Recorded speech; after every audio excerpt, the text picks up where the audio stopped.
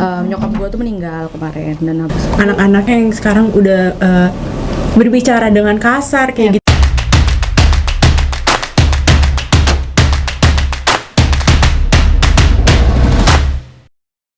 Sama gue juga belum menikah sih, jadi kita berlima ya belum menikah. Pandangan kalian mengenai child free ini itu gimana sih? pengalaman kemarin kalau nyokap gue tuh meninggal kemarin dan habis itu gue satu-satunya anak cewek dan yang berani mandiin tuh cuma gue, dan gue ngerasa kayak gue itu kurang banget gitu ilmunya. Nah jadi gue ngerasa kayak kontranya gue tuh langsung ketampar abis waktu itu gitu loh bang.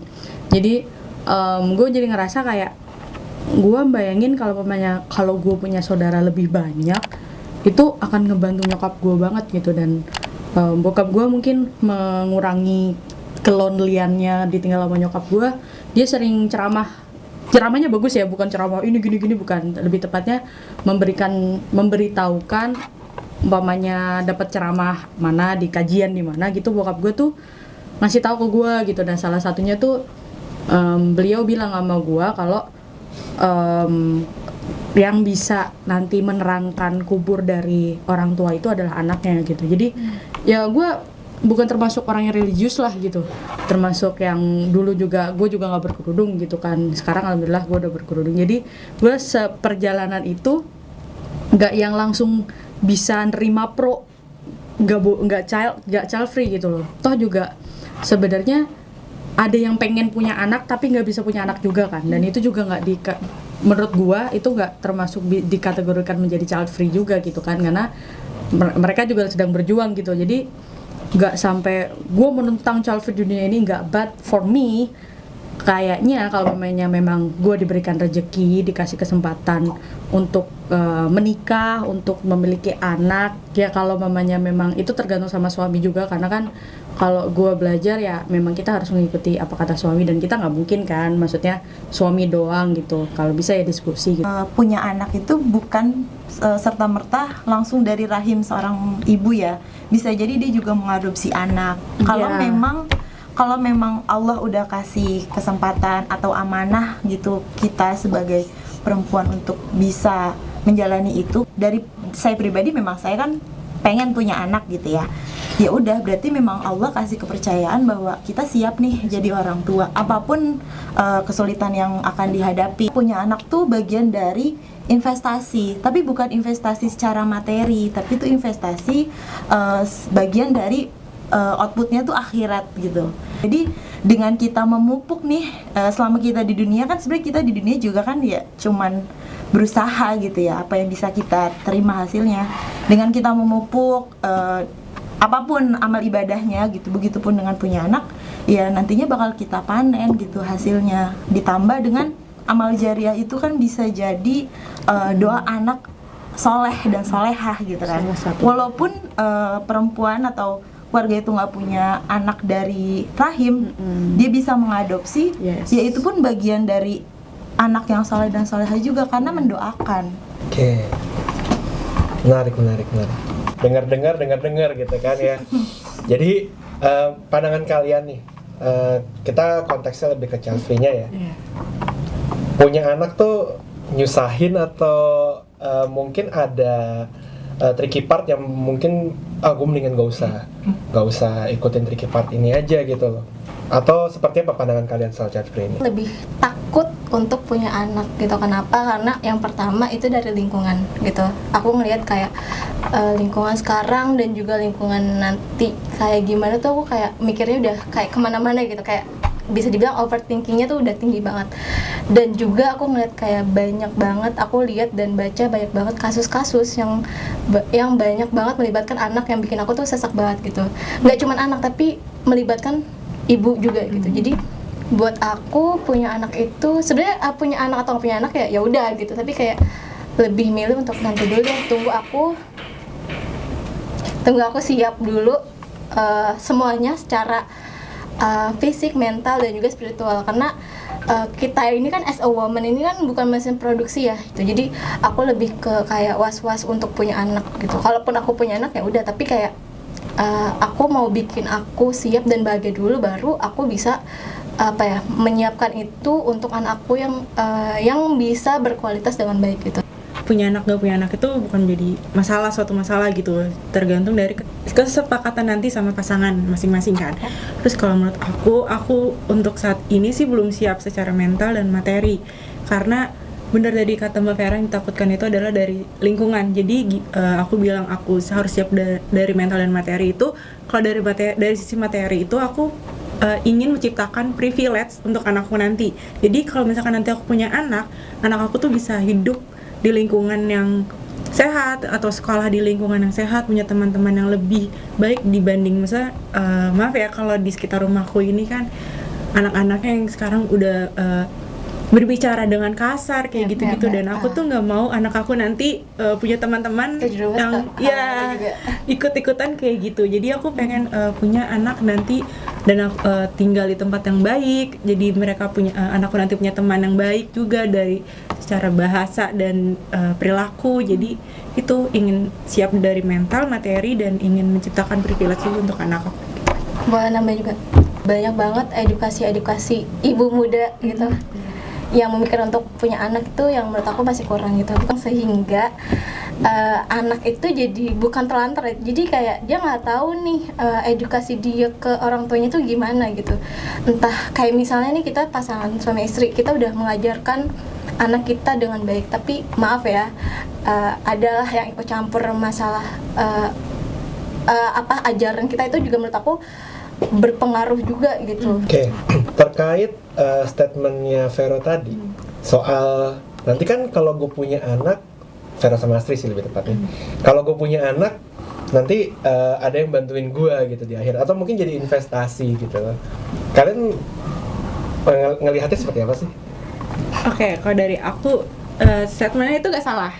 Ke akhirat itu kan kita bisa dengan cara berbuat baik selain dari anak gitu kan. Kita bisa mungkin membantu anak-anak di panti atau anak-anak yatim piatu kayak gitu. Terus kalau untuk investasi di dunianya gitu, misalkan yang jagain kita gitu-gitu, sebenarnya kalau misalkan kita udah sendiri nih, tapi kita butuh orang yang buat nemenin kita, jagain kita, sebenarnya banyak opsi gitu. Misal kayak panti jompo, dan sekarang kan panti jompo tuh bukan yang terkesan gimana ya, yang orang tua ditinggalkan aja gitu. Nah di sana tuh sebenarnya banyak aktivitas sebenarnya yang bisa membuat para orang tua tuh jadi lebih bisa produktif lagi dan banyak temennya gitu. Jadi kalau misalkan nanti di masa tua misalkan kita nggak ada anak, kita sendirian, sebenarnya kita bisa opsi yang lain gitu. Banyak opsi untuk itu, jadi nggak harus kita harus punya anak dan anak harus jagain kita gitu. Banyak juga orang luar yang misalkan mereka ekonominya di atas, tapi mereka lebih memilih untuk tinggal di panti jompo gitu daripada sama anak-anaknya. Jadi sebenarnya punya anak gak punya anak opsinya tuh banyak gitu. Punya anak gak punya anak tuh ya benar, nggak jadi masalah. Cuman kayak kalau kita melihat dari sisi agama, karena kita muslim gitu, ya memang ya itu gitu. Jadi aku nggak mau memperdebatkan tentang agama gitu. Tapi kalau tentang di luar dari agama, benar sih. Maksudnya kita punya hal lain atau apa yang kita lakukan meskipun kita nggak punya anak gitu. Kayak misalnya kalaupun kita minta bantuan ya maaf ya, kayak misalnya kita di rumah kan punya tetangga gitu kan, pasti ya saling gotong royong gitu.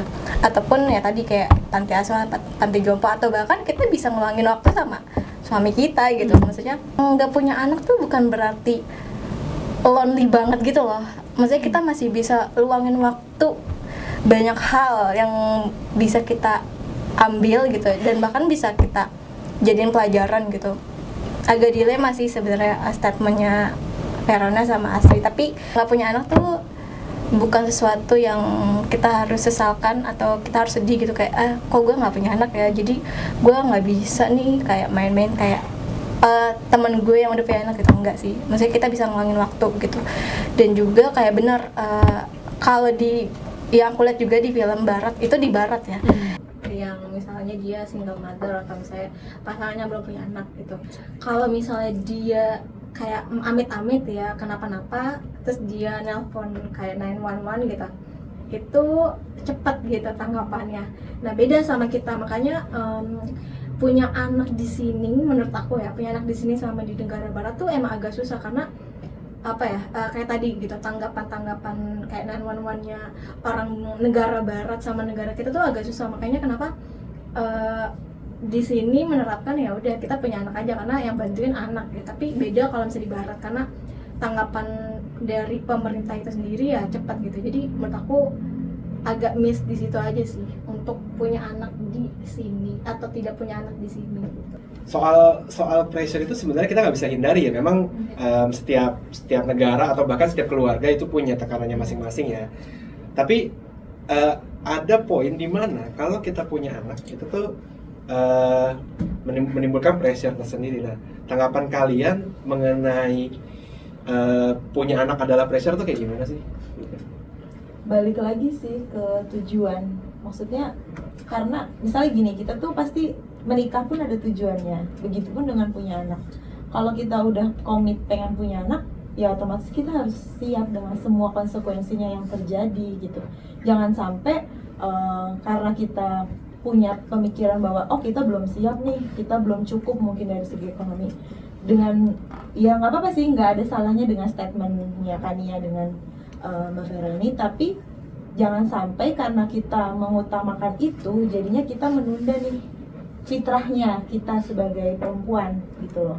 Karena pasti setiap anak yang lahir pasti ada rezekinya gitu masing-masing, walaupun punya konsekuensinya yaitu pressure-nya gitu, pasti ada pressure-nya. Berarti banyak anak banyak rezeki gitu, kayak slogan yang biasa dibunyiin. Iya, bisa jadi karena ya memang pasti ada rezekinya gitu. Walaupun ya memang pasti harus diusahakan ya. Berarti aku boleh bilang kalau mau nikah ya gas aja gitu, atau enggak? Enggak sih, tetap harus komit antara laki-laki dan perempuannya. Maksudnya ya jangan asal juga gitu loh, tetap harus ada persiapannya gitu. Cuman bukan berarti jadi menunda gitu, karena takutnya karena dengan menunda wanita itu kan punya masa reproduksinya yang maksudnya dikatakan subur atau tidak gitu. Itu kan terbatas ya. Dengan menunda otomatis ditakutkan gitu, malah jadi ya bisa jadi nggak akan punya anak kayak gitu. Oke, berarti kalau misalnya kita kembali ke umur ya, aku boleh bilang nggak? Misalnya nih ada seorang perempuan itu menikah, anggaplah ya, contoh itu menikah umur 50 tahun, which is kita sudah tahu kalau misalnya umur segituan itu sudah mendekati bahasa biologisnya menopause gitu kan. Tapi memang konteksnya ini si orang tua atau si perempuan terutama ya, child free, gue pengen nggak punya anak. Berarti sebenarnya aku boleh menggunakan kata-kata gue, ya udah gue nikahnya ntar aja, emang gue nggak mau punya anak kok gitu.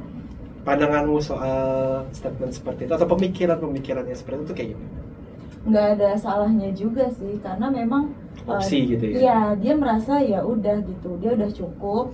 Mungkin dia juga nggak mau gitu anaknya mungkin merasakan apa yang orang tua itu rasakan, jadinya nggak ada masalah juga dengan itu gitu. Tapi kalau saya pribadi, kalau bisa memang dikasih keturunan ya sudah dijalankan.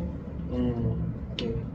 Terus mungkin semakin menarik karena ada statement orang tua di sini. Agak menjadi pertanyaan tersendiri tadi karena Kania sempat membahas terkait orang tuanya bisa aja tinggal di panti jompo gitu kan.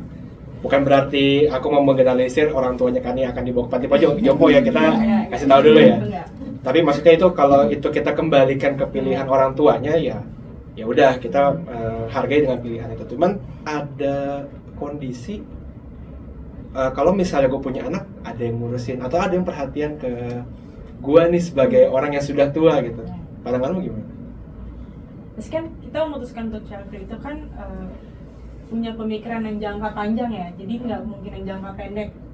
Kalau jangka panjangnya pasti mungkin mereka dia tuh udah tahu nih konsekuensinya apa aja. Misalkan nanti di hari tuanya mungkin dia akan sendirian atau cuma berdua aja sama pasangannya dan lain-lain. Jadi seharusnya sih kalau misalkan ada orang yang sudah mau memutuskan untuk child free, ya itu mereka udah harus mempunyai plan-plan ke depannya sih. Ketika nanti mereka tua dan mereka sendiri, mereka harus apa agar hidup kesepian dan lain-lainnya. Terus selain dari panti jompo kan mungkin nanti mereka masih punya teman-teman untuk sekedar hangout bareng lah kan. Mungkin kalau sekarang kan yang hangout itu bukan cuma anak-anak muda ya, sekarang udah banyak ibu-ibu atau bapak-bapak jadi yang hangout. Jadi masih banyak opsi gitu untuk agar tidak merasa sendiriannya, itu sebenarnya masih banyak opsi lain ya, untuk mencari hiburannya gitu. Kita masih punya orang yang mungkin bahkan punya pandangan juga sama kayak kita, jadi kita bisa ngobrol kita bisa santai, kita bisa nongkrong, dan juga kita bisa bercengkrama juga sama tetangga gitu kan, sama keluarga yang lain gitu yang pacaran sampai tua gitu ya. yes gitu kan. Karena sekarang banyak juga kan, maksudnya orang-orang tua yang punya pikiran bukan modern tapi punya pikiran yang lebih matang lagi gitu untuk memikirkan tidak punya anak gitu. Jadi ya menurut aku sah-sah aja atau fine-fine aja, asal ya dia sudah tahu konsekuensi dan nanti jangka panjang dia bakal seperti apa gitu. Jadi bukan penyesalan sih, tapi lebih ke ya udah ini hidup gue gitu, ini maksudnya ini pilihan aku, jadi kayak ya udah gitu dijalanin aja. Kalau misalnya nih kita udah tua gitu ya kan ya. Terus tiba-tiba ada momen dimana nanti orang itu ngerasa oke udah kesepian gitu ya. Terus terbesit tuh di pikirannya, aku pengen kayak punya anak seru nih. Akhirnya dia berpikir, ya udah gue coba adopsi anak gitu. Nah pandangan kalian soal, aku mau bilang child free tobat kayaknya enggak juga ya, tapi memang